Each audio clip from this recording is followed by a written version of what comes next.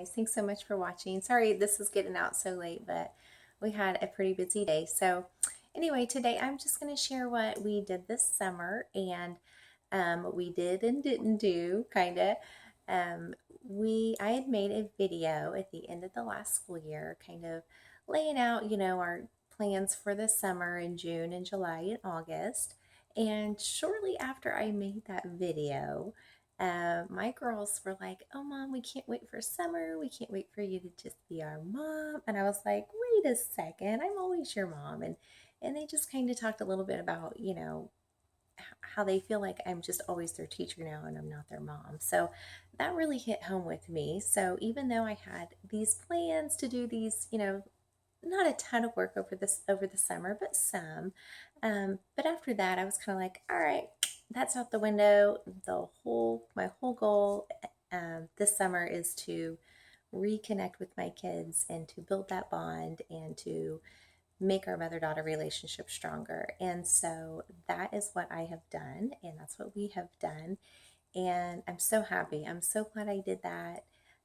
That is more important than any worksheet or math problem that they could have done this summer. So um, that's not to say that we didn't do anything, but um, that was definitely the priority. And so that's what we did. We took a lot of walks and we had a lot of mornings where we would just draw. And, the great thing was I just made myself completely available to them.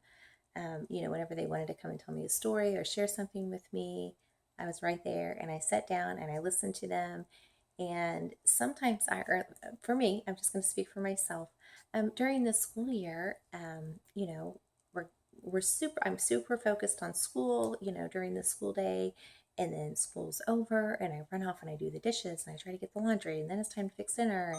And so there's things that, a lot of times they'll be like, "Hey, Mom, I want to show you this," or, "Hey, you want to do a puzzle or something?" And I'm like, I can't do that. So I just wanted to, it was a priority. And um, for me, the summer, just to make sure that I was just available the whole summer. And um, I'm so glad I did that. I'm just so glad. So anyway, I guess enough about that, right? Um, So a few things that we did do was we did work on cursive a little bit and I made it really fun. All they had to do and all I did was I wrote a question in cursive up on our whiteboard. And one day I wrote, "Would you rather go to the zoo or to Sky Zone?" And so they just read it in cursive and then they wrote their answer on the whiteboard. Now I did not make them write in cursive on the whiteboard, but the whole point was just getting them comfortable reading cursive. So that's what we did. We probably did 10 days of that. I also had them read every day just because I think that's really important and that's easy. They really like to do that. And it's amazing that when you give them that freedom of, just read whatever you want, the things that they'll pick up and they'll read. I mean, Ashley's been reading a book called The Praying Bible. So she's learning how to use the Bible to pray, I guess, to make her prayer stronger. And she comes and tells us about it. That's awesome. Cameron's picked up some books that she had kind of gotten, I don't know, kind of tired of, or kind of, they were too slow going during the school year. So she started back reading the Warrior series. So they've done some really great reading this summer. We've also done some building thinking skills, which is like logic, I think is the best way to describe it. It's by the Critical Thinking Company. And Ashley really likes that. Cameron's just okay with it. But that's, we only did that on days that we were home and they had plenty of free time to still draw and, go outside and run around and do whatever they wanted.